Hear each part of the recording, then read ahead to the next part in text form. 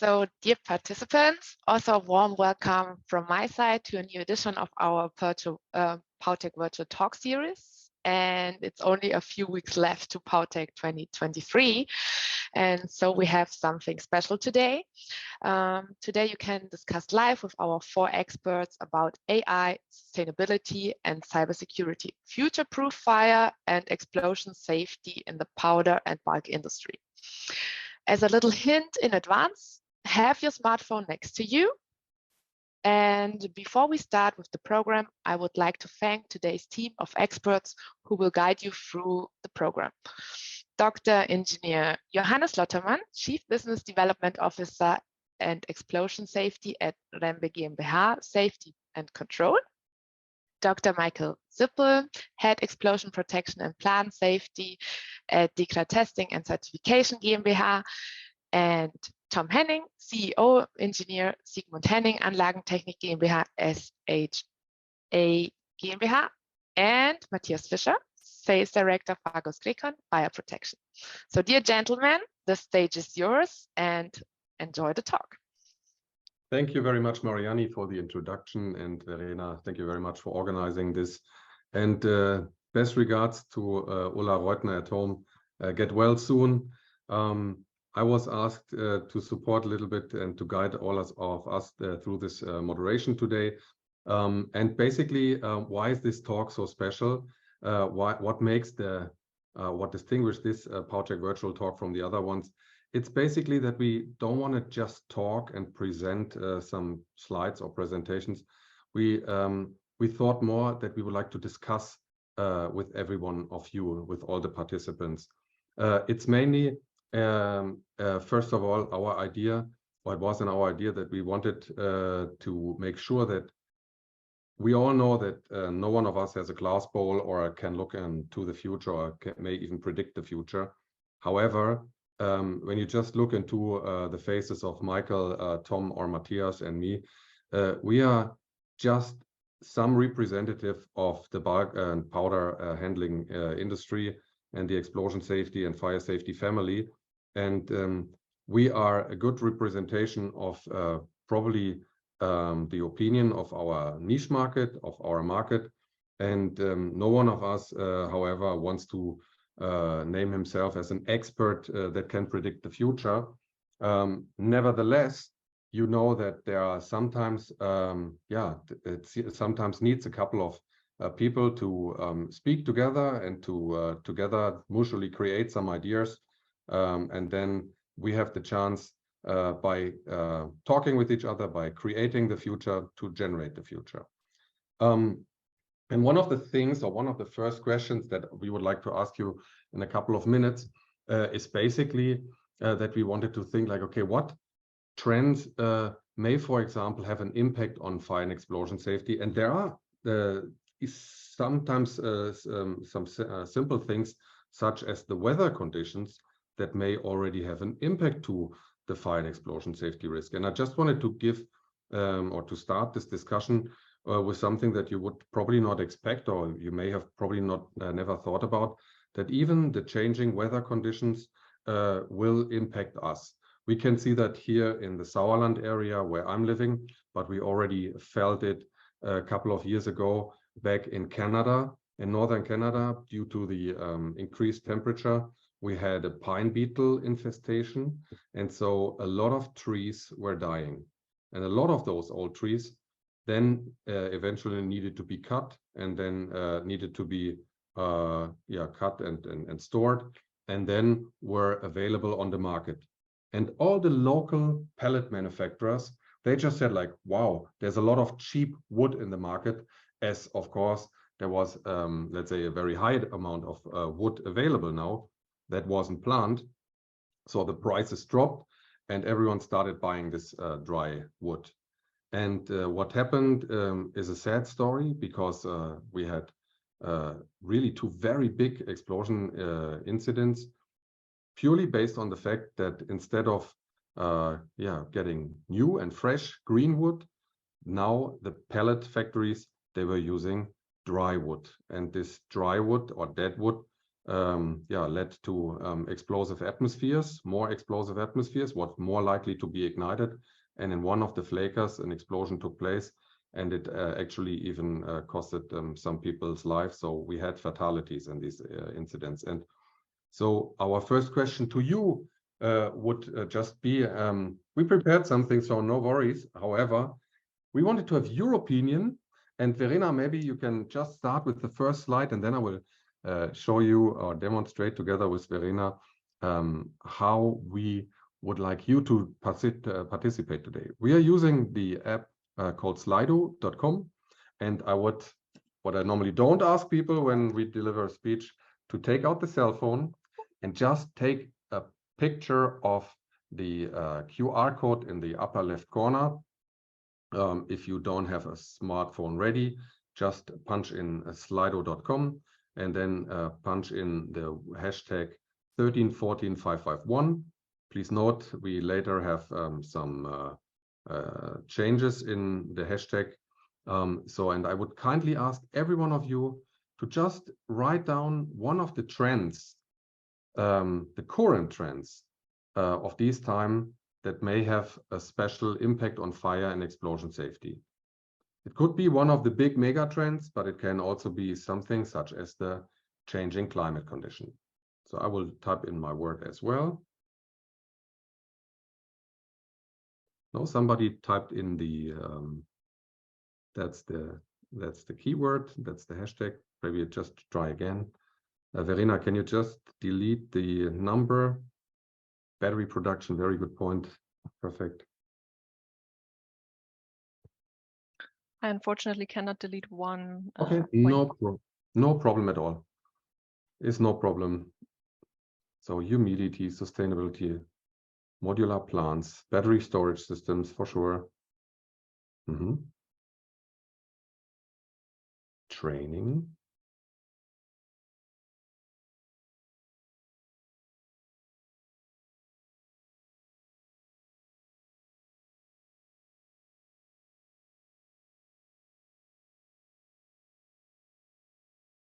Sustainability is one of the more, so just for your information, as soon as we have, let's say, a larger letter size, this means more people were using the same hashtag.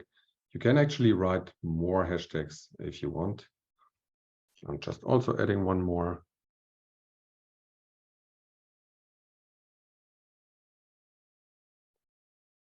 Perfect. Thank you very much. Better producing and mining, for sure. We see that actually in our daily life ourselves. Big topics.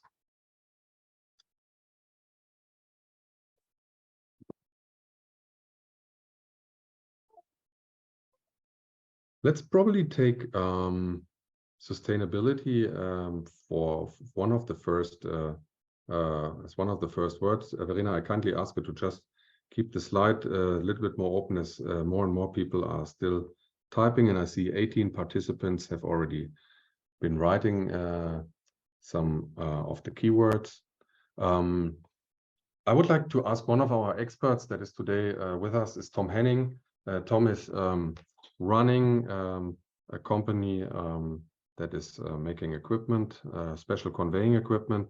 And so he is, let's say, very early connected to clients already in the planning phase. And just looking at one of the keywords that I see here, the sustainability, Tom, how or to what extent are plant owners today already prepared to consider sustainability already in the planning phase together with you? Does this already take place, or what is your opinion on that? Yes, Johannes, thank you for the question. Yes, we are very close to our customers, the plant manufacturers, the system integrators, and we ask them what about their experience and questions coming out of the plant owners. And it's not a clear point in the moment. It's not a clear picture. It's different. It depends on the business. We can take a look into the chemical plant constructors. There we have a little bit more questions, but not really complete activities to install new plans with the main focus on sustainability in the moment. Other fields, let me say in concrete or something like that, sustainability is a question more than not only on the plant, it's a question of the material, which is the main focus if we take a look on carbon.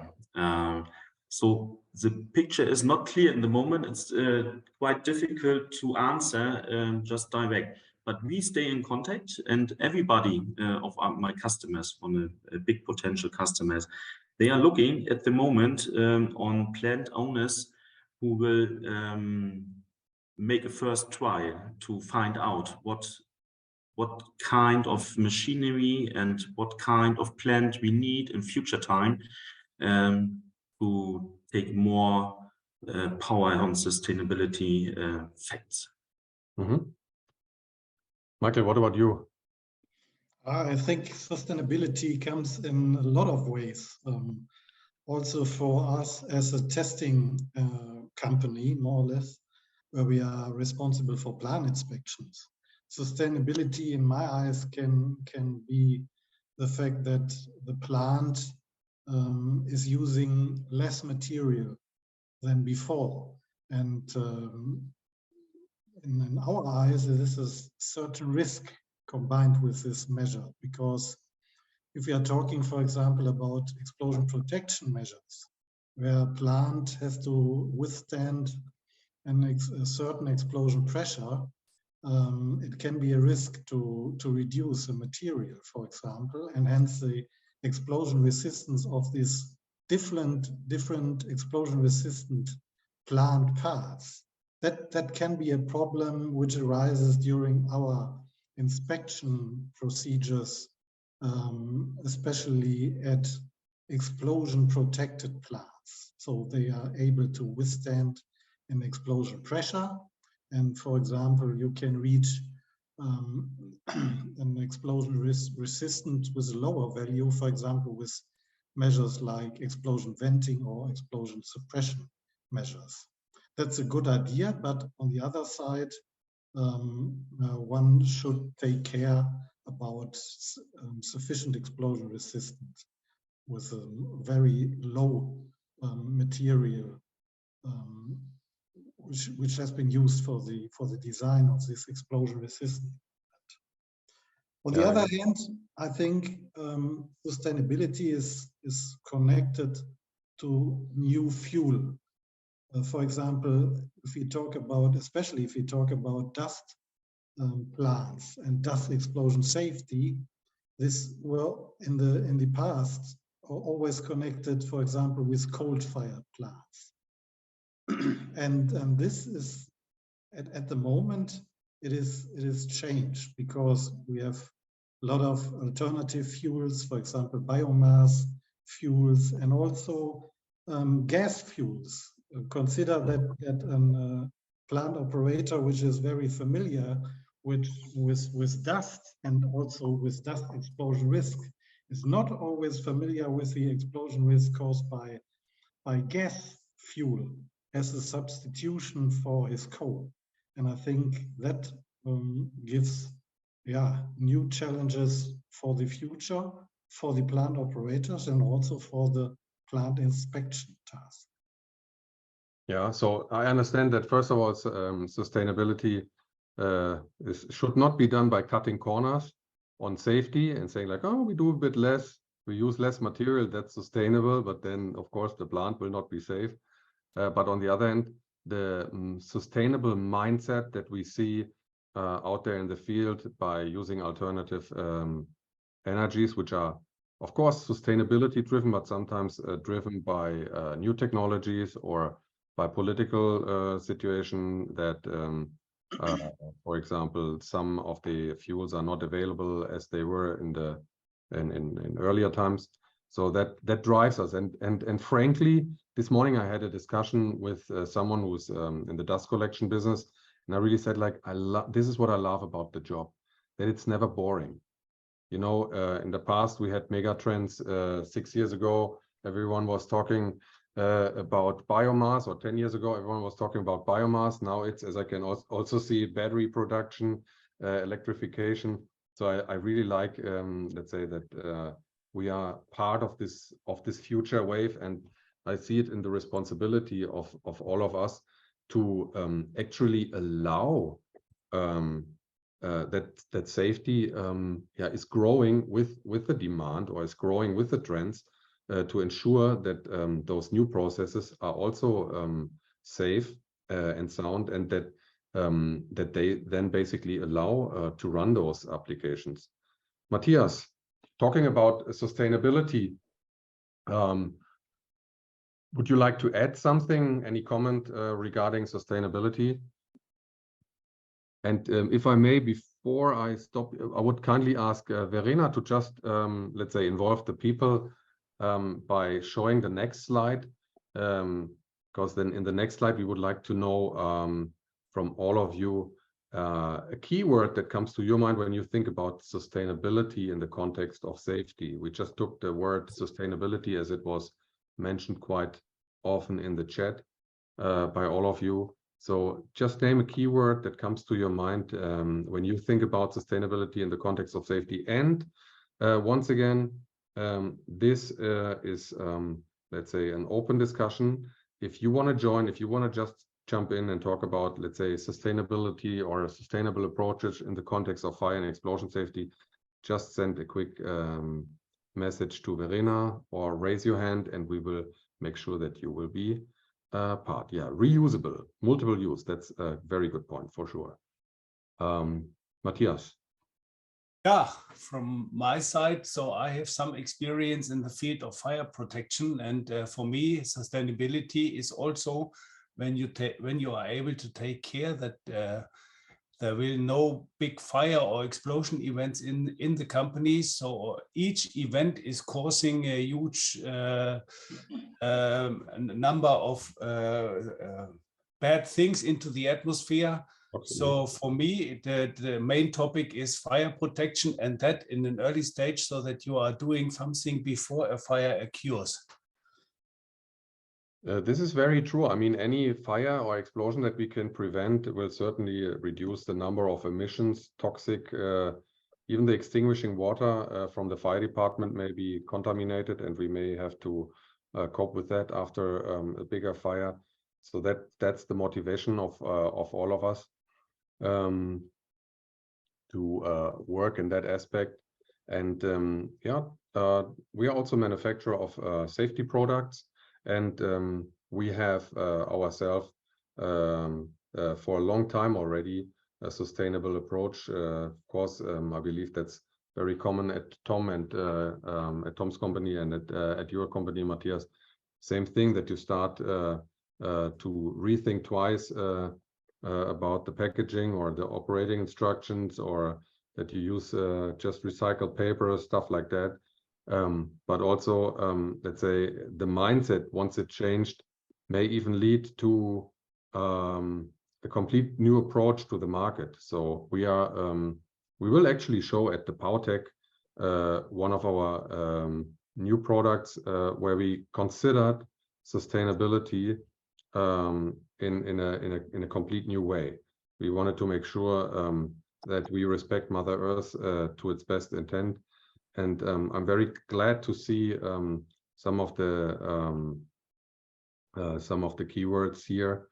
And again, Verena, I'm just asking you, is already someone from our visitors, from the participants, already raising the hand to speak with us about his or her opinion when it comes to sustainability? No, not at the moment. Maybe they're a bit shy. So you don't need to be shy. Just ask your questions. No worries. You can even drop a question. You can even just drop a question to Verena. Otherwise, let us just have a look. Is there any word, Tom, Matthias, Michael, that jumps into your attention by looking at it? Because I believe prevention, same thing. If you prevent any prevented incident, will make sure that we don't have toxic waste or toxic materials or emissions. Tom, you raised your hands. Yes, I want to add something for the on the first point. Sustainability, it's a huge field, and like Michael spoke, you can take a look on the technical matters to use the right material in the right dimension and so on. And in the keywords coming out of the auditorium, I saw something like modular plants and sustainability under this point, under this picture, is quite different. And we see in yes, now in its effect since 2-3 years, that we have a new trend, a mini trend in the moment, but some plant owners are asking more and more for modular plants, smaller plants, direct at the point of use for the material that's coming out of these plants to save transport costs, energy. And this is the next point in sustainability.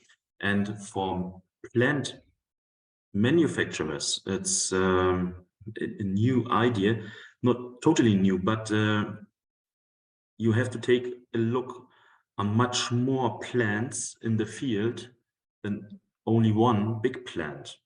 And we have some other keywords with cybersecurity and so on, how to manage these plants on a high automation level, and take a look at the same time on cybersecurity. That is yes, it's a little bit at last ball what will be in the future in general, but we see this in glass industry, for example.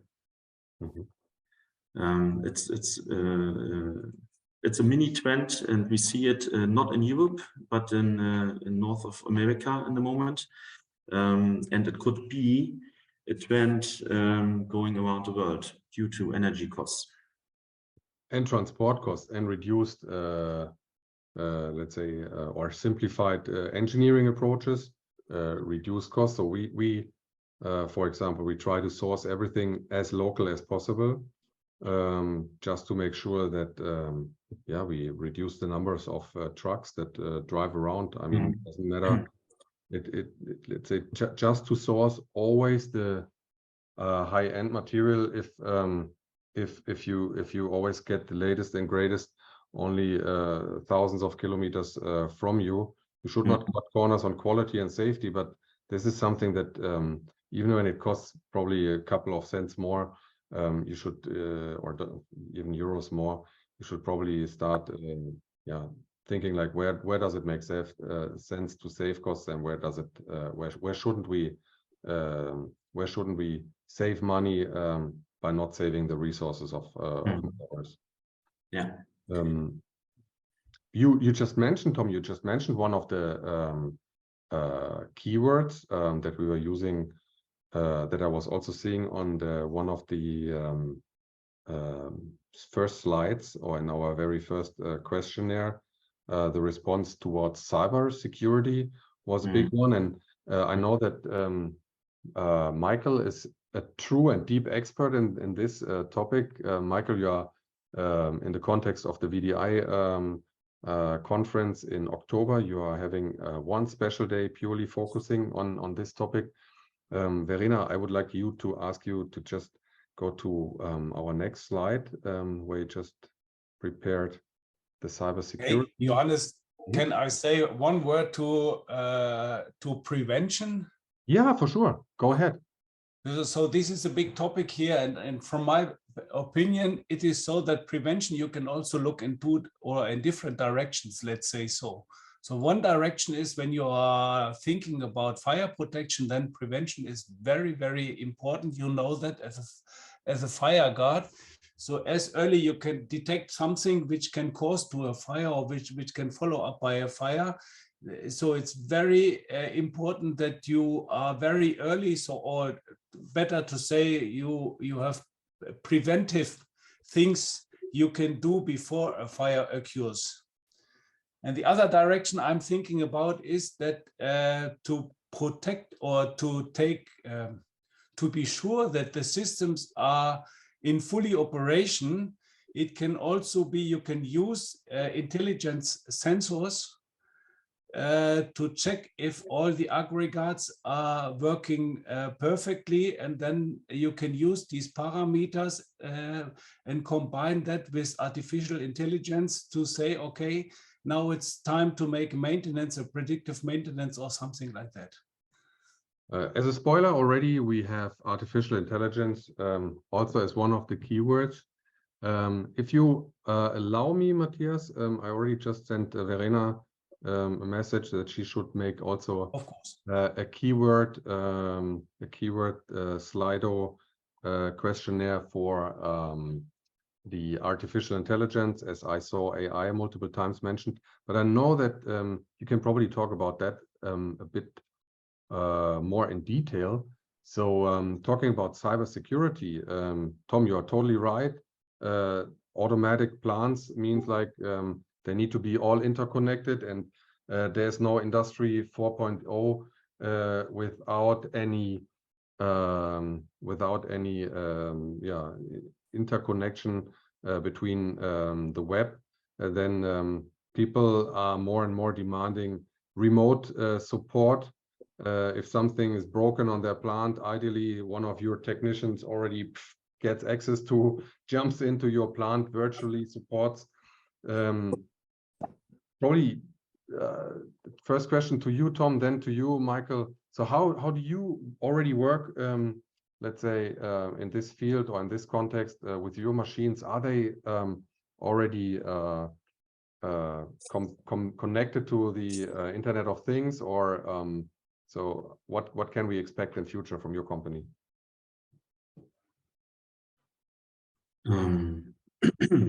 I try to answer, Johannes. That is also not easy, and it's quite difficult if we take a look on the different kind of industries. We see different levels. Cybersecurity is what everybody is in fear for or of. We see since 3-4 years, when the predictive maintenance characters came up, we tried to get in contact with the plant owners to get more information about the systems, about the components, all the sensors and so on, and to pick up the informations they can deliver. But we are every time in discussion with all participants of this, plant owners and plant manufacturers, how to get in a safe way the information we need or we want to have to make predictive maintenance. And it's always under the same point, cybersecurity. In the moment, and we can see hackers and so on, what they are doing around the world, also with very big companies, with worldwide companies. It's more fear of that than the will to go on and find a right way to take a contact out of the plant owners and from the plant to the plant manufacturer, or for the supplier of the components of the plant. It's quite difficult, and different industries are on a different level in a moment. And I believe you also made already the experience that it depends with whom you speak. For those that operate the plant, they want full access, but as soon as, and I'm sorry to blame them, but as soon as the IT guys from the company then come up, they swing the red flag and say like, hey, wait guys, there are rules you have to keep. We cannot just, let's say, open the gate and say like, hey, welcome everyone, welcome everybody, here's our production line, you can remotely control it.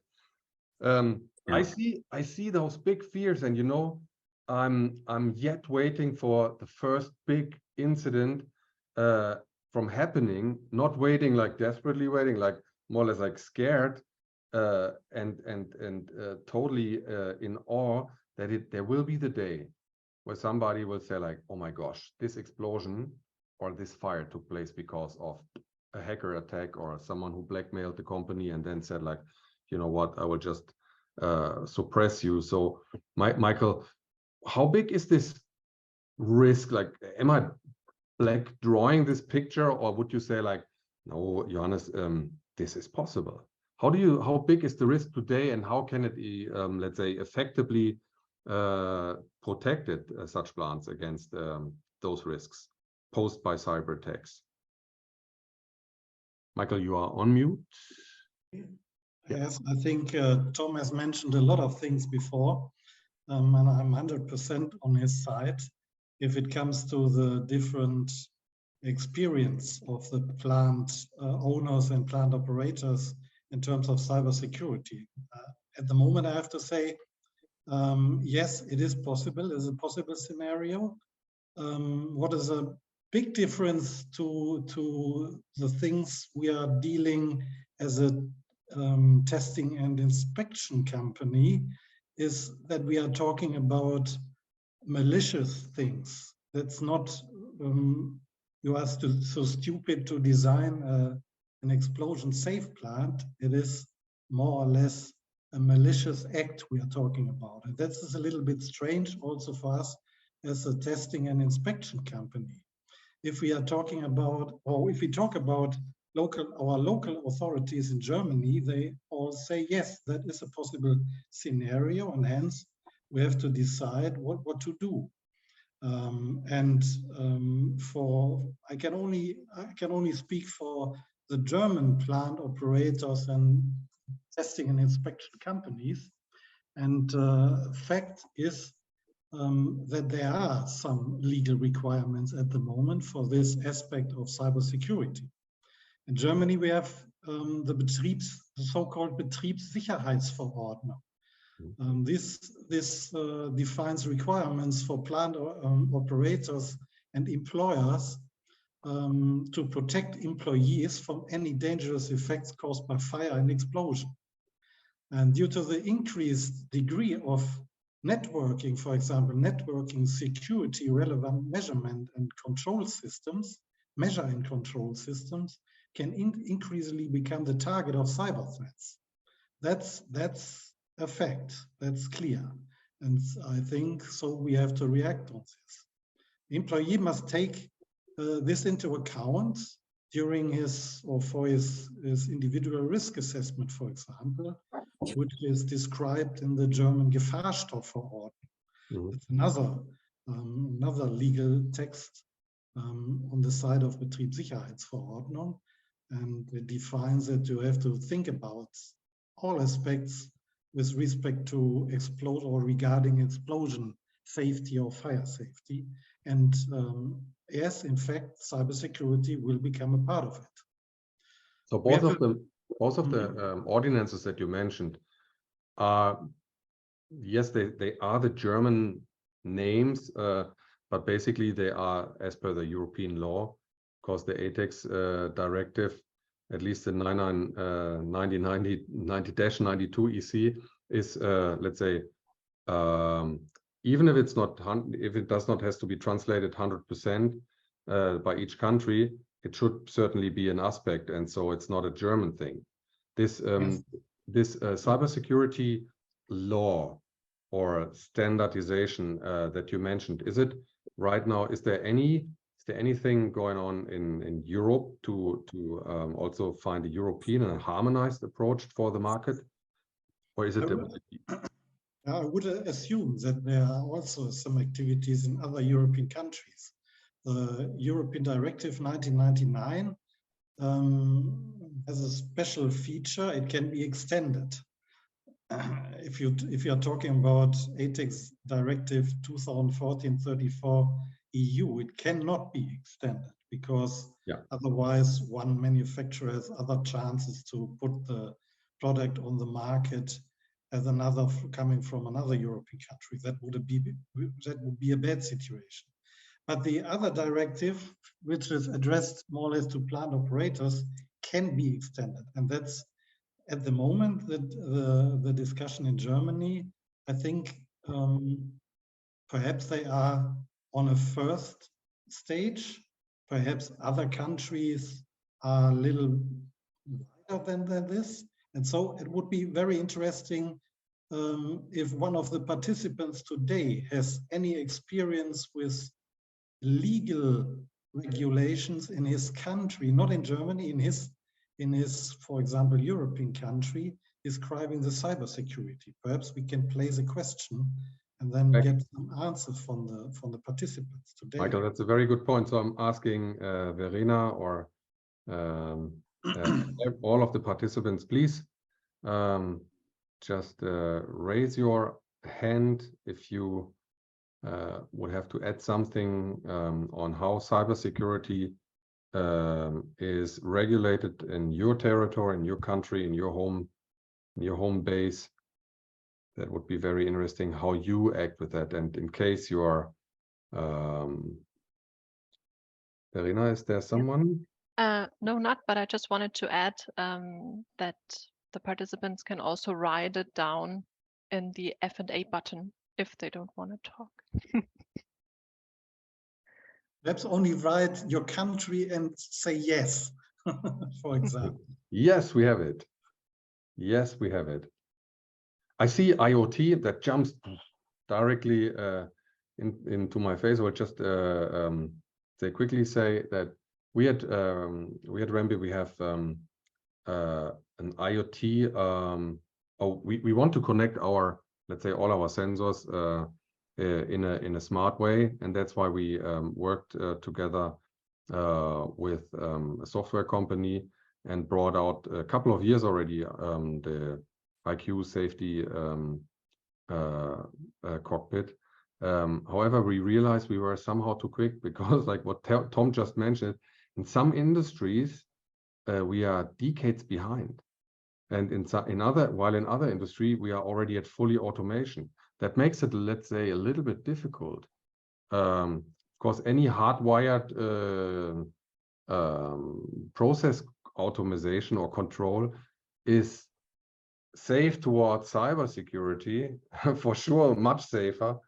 But any automized production is so much safer towards the reliability of safety functions and so on. And that's why it's a little bit like we have pros and cons on both sides for this. Yeah, I unfortunately don't see any question in the chat, nor a raising hand. Not at the moment. Which is not a problem at all. We respect that. We started this session right after lunch, so we give you a couple of more minutes by probably jumping into the next topic when talking about now, Matthias, we come back to AI, to artificial intelligence. And Verena, if possible, you can quickly also ask for some keywords of artificial intelligence. Yes. So now we have to switch. There is a new QR code. Okay, cool. Thank you for I share it once again. mentioning it. Then I will just also take a picture of it. Just for your information, we now see it. I can now see it. Hopefully everyone else can see it as well. Let me also take the picture. Artificial intelligence. Matthias, I interrupted you when we talked about the cybersecurity. So I want to give you the first chance to talk about artificial intelligence in the context of fire and explosion safety. I know that you are very progressive in that topic at Graycon. So tell us a little bit about what you are doing and for which tasks you already use AI in the industrial plants in the powder and bulk industry today.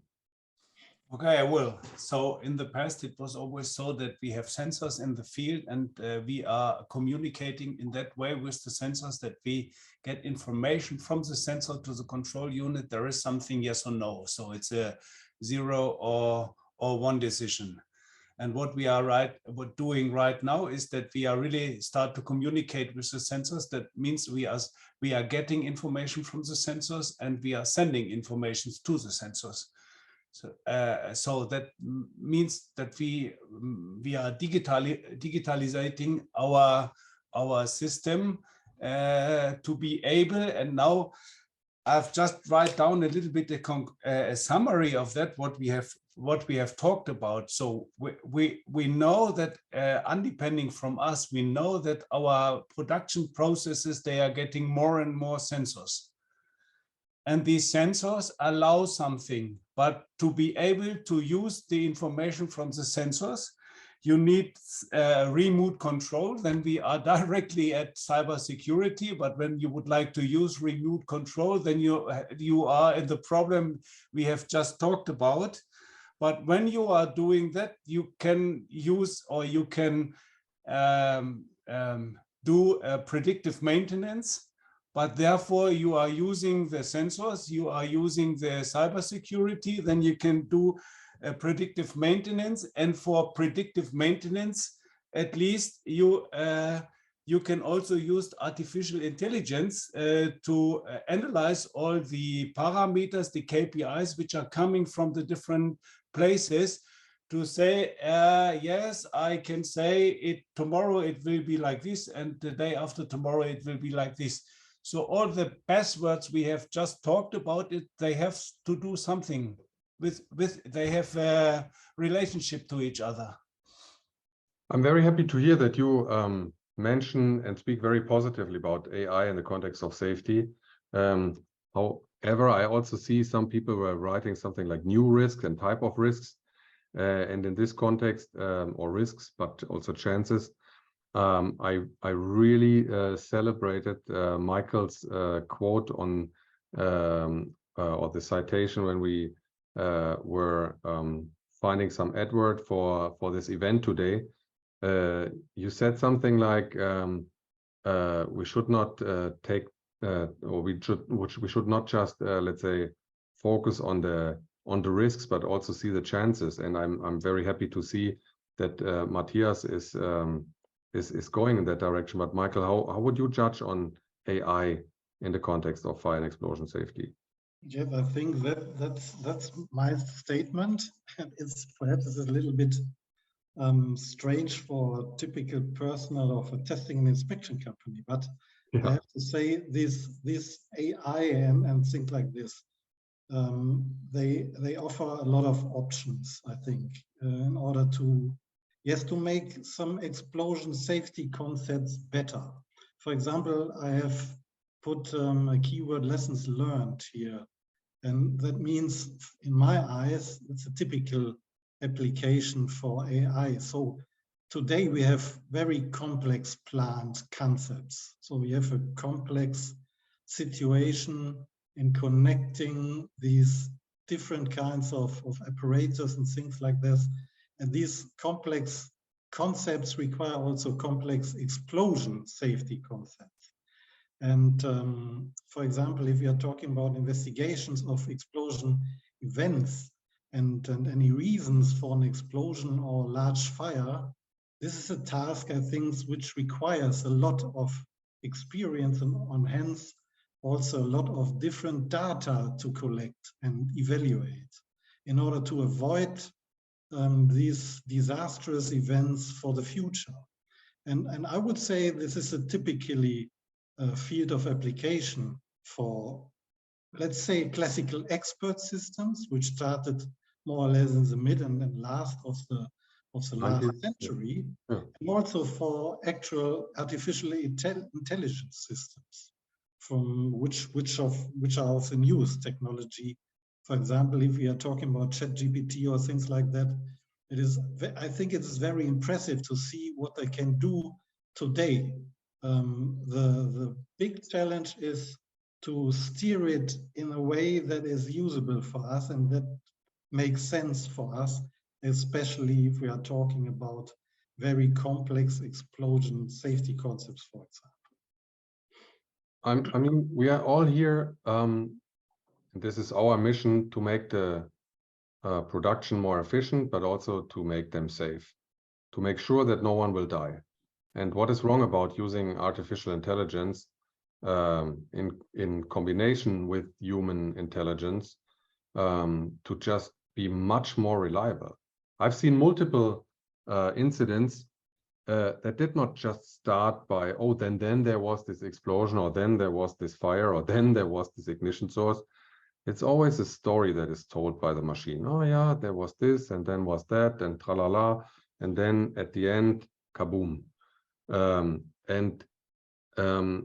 I would love the assistance of an artificial intelligence tool that supports already machinery manufacturers such as Tom in the construction and in the design phase, when you do your risk assessment according to the machinery directive, not just as with regard to risk, fire and explosion safety risk, but also all the other risks, that if you have a big database of all incidents that took place in conveyors, for example, and then this AI would have a check on your risk assessment just to support you, because no one wants to have bad press. Or Tom? Yes, of course. And that is under the keyword lessons learned. So we need informations. And it's like a circle. We need a starting point to get the possibility to have enough information in our hand in AI systems. And then, yes, the chances are huge. Incredible chances. I'm totally with Michael. He told about it. Yes, for me as a conveyor manufacturer, it's very helpful and important in future. And we are working together with our customers since years. And like you told, Johannes, between the different industries, there are decades in the development level. There you can find 30, 40 years old technology. And on some particular fields, the people are very on a high level, on a top level sometimes. But it's something like covered story, no information coming out, and we need information. And yes, if we have a worldwide system and AI will help us to analyze all the informations we can get and to find the right way to make machinery much more safe in the future, it's very helpful, and it's a next point to sustainability. Yeah, in safety, we should not have competition. We should all learn from incidents. 4 weeks ago, an explosion took place in the wood industry, and it was a massive explosion with some lessons learned. And I really appreciated the approach of the operator of this plant to share the findings with the rest of the industry. This could be a big, let's say, feat for artificial intelligence. Matthias, you raised your hand. I saw it. I saw a hand raising and thought, like, do we have the first external participant? No, it is. No, it's only me. No, that's not what it's only me. But there's a small story I would like to share with you. And from my point of view, the worst case you can have in a production line is that you have had a big explosion. This explosion runs through the process and takes, let's say, at least 3 seconds or something like that, followed by a fire or so. So then, if you are responsible, then you start to think, what was the reason of this explosion? So I can rebuild everything, but from where do I know, or from where can you be sure that the same explosion event you have had will come next day again? And for that reason, we get an interesting request from one of our customers, because he knows that we are using infrared detectors, and they are all over the process normally. And an infrared detector can recognize a flame wave or something like that inside of a microsecond. Mm-hmm.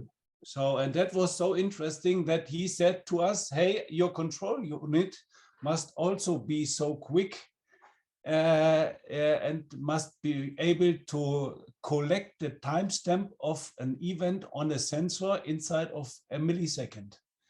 So what we are able now to do is that we are using the information from the sensors. We are putting the timestamp on the place where the sensor is installed, and then we can see where has the explosion started and which way was the explosion going inside of the process. So that is, at least that will not help by this accident, but it will help you by redesign your process and to restart the process again.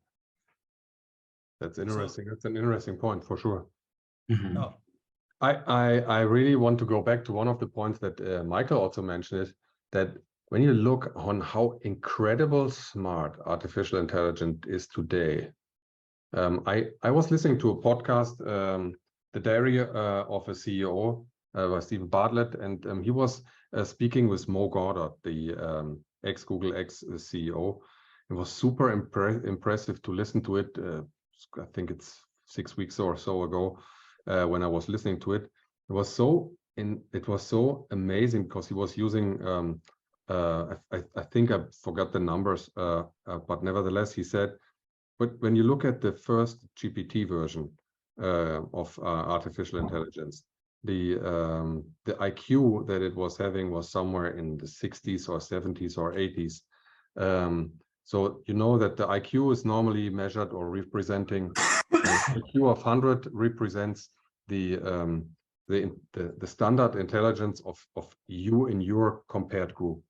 ChatGPT-4 now has a IQ, so meaning like just the next level of GPT has now an IQ of 160. So this is in the range of Albert Einstein, for example. So we had something that developed from under average or low average to a super genius. So they are predicting IQs which are having 4 digits in future. And so I think if the mankind uses the information wisely, there is a potential that will probably even show new ways where we then say like, oh my gosh, why did we, for example, make rupture disks or explosion panels or suppression systems? We should have just been doing this, and an explosion could have been prevented already at the initial stage. If this was the case, I'm not scared. I'm a safety engineer. We will find new ways with our company to contribute then to the next level of safety. We are open-minded towards that. I see really huge and massive chances, just thinking that we are probably only using a couple of percent, actually it's 1% of our conscience, and of our mind. So we have still access to 99% of our ability and of our mind power. So if we combine AI and HI, so human intelligence, there are incredibly new chances. Unfortunately, there's always the human being that in between that may think too much how to gain any profit out of this new information. However, I have a deep feeling, and I'm quite convinced that we have big chances with this top trend in the future. We would like to ask every one of you now to type in your comments on how you think AI could make your plant operations safer. We just want to get a little bit like, now that we spoke about our opinion, we'd like to see what are probably your ideas how AI could be used to make plants safer. Of course, everyone thought at the beginning, we will have drones flying through the plant and inspecting the plant instantly. Unfortunately, there are no explosion-proof drones available, so they cannot fly where they should inspect, and then there is still the risk, the remaining risk that we may have crashes of the drones. But if you think fully out of the box and think like, okay, if this was possible, how could AI be used to make plants safer? I'm also just writing something, so give me a couple of seconds myself.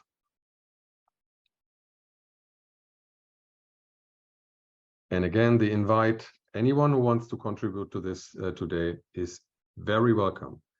You can leave your head on, you can leave the camera out, you can just speak with us or chat with us.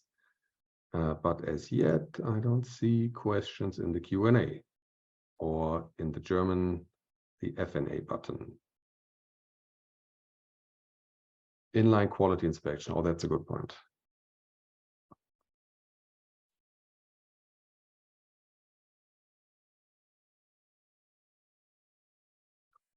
Prevention of incidents, real-time risk analysis.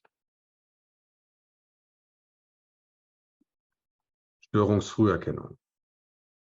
So this is something like early detection of malfunctions. Intelligent valves.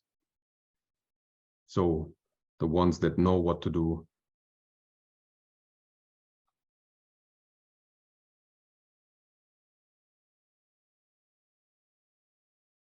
FTS in logistics.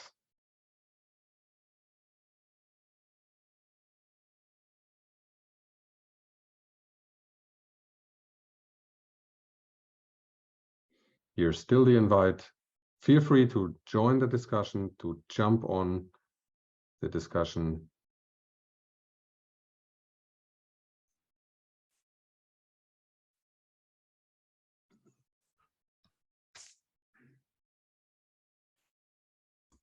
You know, Michael, I believe you also have the same challenges than I have, or that Matthias has, but also Tom.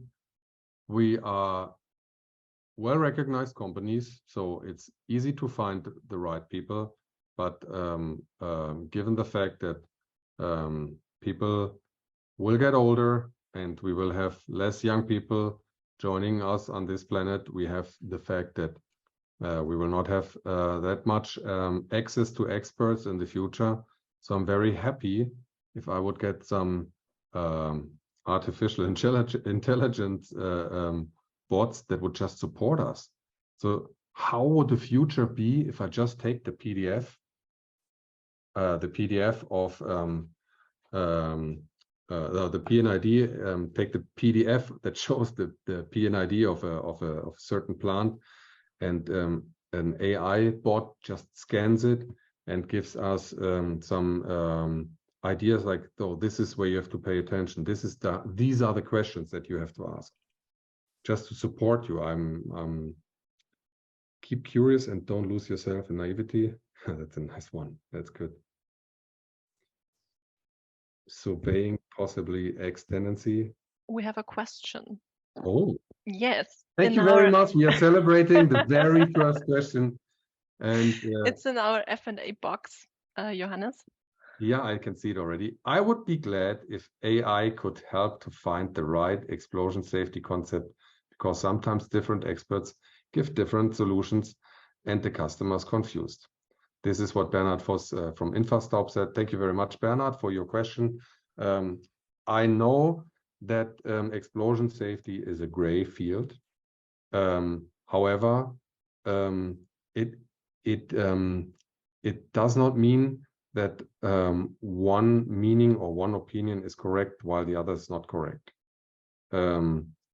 You always need to have, let's say, you have to look at it as a whole. I believe that if Michael, Matthias, and I walk around, have a walkthrough through a plant, and forget for a moment who pays our payroll and which payroll we are.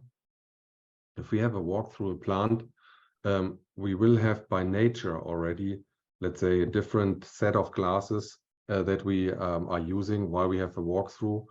I know Michael has done his PhD a lot on the reliability of the design strengths of equipment. So he has, let's say, much more focus on that. Matthias would see fire and prevention issues much quicker. I would most likely see explosion protection related no-goes much quicker. But I really like this point, and most likely Bernhard, this seemingly gray zone may be a bit brighter if all the experts' opinions are put together to then get a truly neutral one that is not considering, let's say, interests of the individual that is just conducting this risk analysis. Michael, Matthias, anything to add on this point? I think that is a fact. I also think that this reflects the point that there are a lot of experiences which create an explosion safety concept, and I think that is a typical application and a reason to include AI in these topics, to construct an explosion safety concept which is not only based on one person with one experience.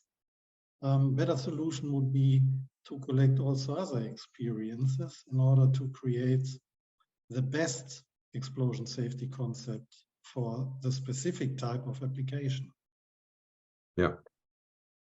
And sometimes the best, there is no clear best or no clear, sometimes it's philosophy. Talking about, for example, explosion protection, and that brings the human factor into something that is normally just technical.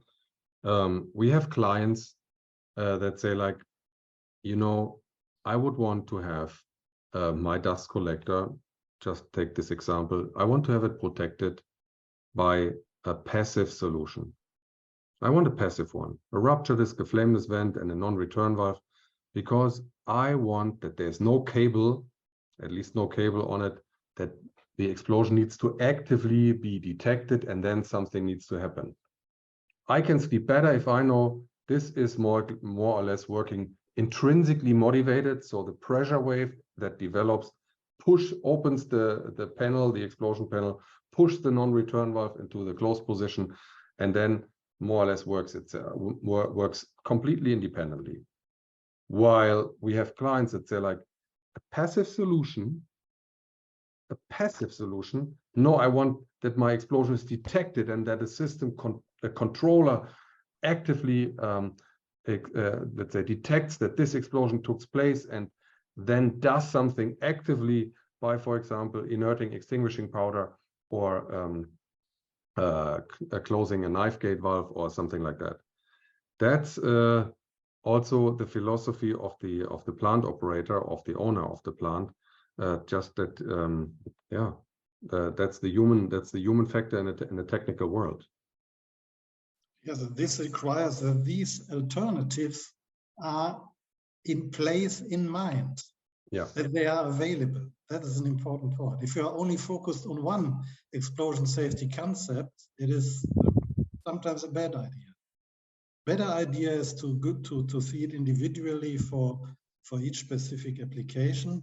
Also, one has to say, also influenced by some financial aspects. Yeah, that's not a fault or something like that. It is a requirement in order to live more or less as a plant operator. So we have our first raised hand. We have the first raised hand. Yes, it's Bernhard Voss. Yeah. So Bernhard, now you can use your microphone and can speak to us. Perfect. Thank you very much for your braveness. The only thing you need to do is to unmute. The microphone is in the lower left corner. Oh, now? Yes, perfect. We can hear you now, Bernhard. Okay. Thank you very much. Yes. First, I would like to thank you virtual talks, first time for me, but I like the way you act there. Yes, again regarding my idea to have the artificial intelligence for the solutions at explosion safety concepts. I mean, you are right. There is a lot of experience, and therefore I think it's not possible to give an artificial intelligence all the right to say yes, this is the best solution. But my idea was that the basic features could be given by the artificial intelligence to show the customer what is possible. And that he sees there is a range from low-cost solution to high-cost solution. But this range maybe could be given by an artificial intelligence, because, for example, I have just a project with hybrids. So there is dust and there are solvents, which are both explosive, and the customer has not really an idea and says, oh, I want to have the best and possible solution what is given. And so he has no idea what this means. And he has an expert who has not really, who is had not so much experience, and has, of course, wants to do everything what the customer likes, but it is difficult then to discuss this. And if we would have a basis from an artificial intelligence which says, okay, this is possible, but this is not. These are the basic solutions. Of course, then you can must in the concept from the customer, the individual concept, of course, but only to have this basic situation that it says this could be in the range from low to high. Fully understood. Especially like in fire safety, you know, we have different levels. You can say like, okay, I just want to make sure that's what the law requires, people get out safely. So we probably just make, depending on the size, some smoke detectors, boom. Make sure that the areas are not too big, that some of the doors are free, the escape routes are short enough.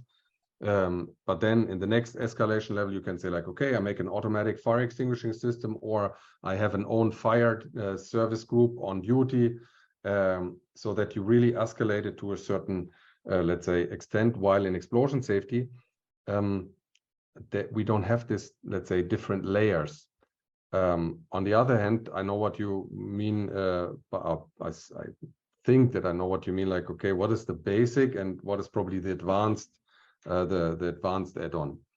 And if I understand you correctly, you would like to have artificial intelligence to bring in a little bit the neutral factor, correct? Right. Yes. Michael, what's your opinion on this? Yes, I think that's what I've mentioned before, more or less. You should have the different opinions or the different aspects and opinions and solutions in place and in mind. And that is a typical field of application for AI, because it is able to collect a large amount of data, to interpret this large amount of data, and to give some, I think, some solutions or some conclusions based on this evaluation of a large amount of data, and perhaps, let's say, assist. I'm not really sure if we should give the whole work to the AI. In my eyes, it would be very helpful if it only assists for the first step. To have these lot of different options in place. I think that would be a great thing for AI at the moment. Yeah, this is exactly what I meant. Yeah. I mean, I think from a legal aspect, we did not discuss this today. From a legal aspect, if Michael makes a safety concept, he's responsible for and representing the opinion of DEKRA. However, let's say, Bernard, if you sell this machine and you were listening to Michael, at the end of the day, when you deliver your machine based on the recommendations of Michael into the market, then you are the owner of this decision. So you can say like, well, I had someone watching my back, that I don't do mistakes, that explosion safety was done in an appropriate way. So Michael supported and watched my back. Nevertheless, you are then having full responsibility for your dust collector that is running now with hybrid mixtures. Then ultimately, of course, at the end user who is running the plant is the ultimate having the ultimate responsibility, because he is running the plant. So he has to make sure that he runs the dust collector within the descriptions or within the intended use that you as plant operator gave to them. I think to use AI at a certain stage makes sense, but to give the full AI, the full responsibility to AI would become most likely a legal question, as people would now then have to look like, okay, but who's responsible in case something goes wrong? Is it the expert? Is it the plant owner? Is it the OEM? Or was it AI? And that's what I would like to, probably to see, or where I think that this is an interesting discussion. Bernard, thank you very much for, first of all, coming with a question on board. Do you have anything else to, or would you like anything else to say in this context? Well, one big problem is that a lot of customers are handling very much different dusts, for example, or products. Yeah. And if I talk to them to give me the values from dusts, they of course have no idea. Then they gave it to, for example, DEKRA to make an evaluation. But even if you have this values, then the next question is, but I don't know what I will produce in the next years. Yeah. So, so this is of course a good answer from him, and makes it easier. No? Yes, Michael, daily challenge, huh? I would say. Yes, that's a fact. It does not help if you do have only some singular values for example, for dust or for gas or for vapors or for any hybrid mixtures. The important point is to connect and to collect and also to connect these informations with the experience of explosion safety, to create or construct I would always say the best explosion safety concept. There's not exist, or it cannot be one best explosion safety concept. It should be the best explosion concept for the specific plant, and it is important to once again to collect and connect these informations. And that can be helped by AI, I would say.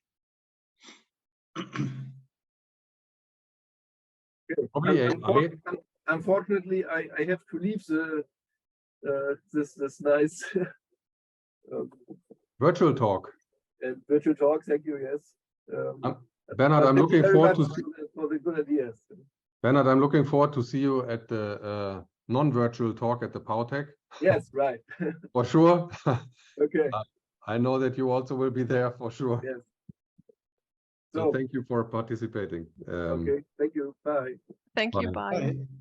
We have another question in the F&A, and the question was from Azam Hawa. What is the forecast about H2 combustion instead of natural gas? So while Bernhard and Michael were discussing, I was trying to desperately find some trends about the forecast because I could not reply to this without checking. Is any one of you, Matthias, Tom, Michael, any one of you aware what the forecast will be about H2 combustion instead of natural gas? We have some projects in DECRA and other DECRA sites and companies which are dealing with, for example, H2 transport. Yeah. And I think that's one of the main problems, to say, okay, I can substitute easily natural gas to hydrogen, for example, because a lot of plant parts are not able to handle micromolecular, let's say, hydrogen, if they have transported natural gas before. So one challenge is, especially for the high pressure transport systems, to evaluate what can I use from my existing infrastructure for transportation of hydrogen. And if this problem is solved, I would assume that this is a significant acceleration for hydrogen, for combustion, for example, or for other purposes. But at the moment, I would not lie out of the window, we say in Germany, so that is a little bit difficult. We have a lot of projects which are dealing with hydrogen. For example, gas motors is an interesting example. Gas motors for all power sizes, more or less. It starts from 500 kilowatts, for example, up to another example we are dealing now is with 15 megawatts. So I would assume, or I have conducted some first tests with motor manufacturers, and I think there were some promising results. So I would assume if the transport problem is solved more or less, and the availability of hydrogen is good at different locations, not only at centralization points, also across for example, the whole Germany or all European countries, then I would say that it's a booster for hydrogen. Yeah. But there are still some problems to solve. Yeah, perfect. I think that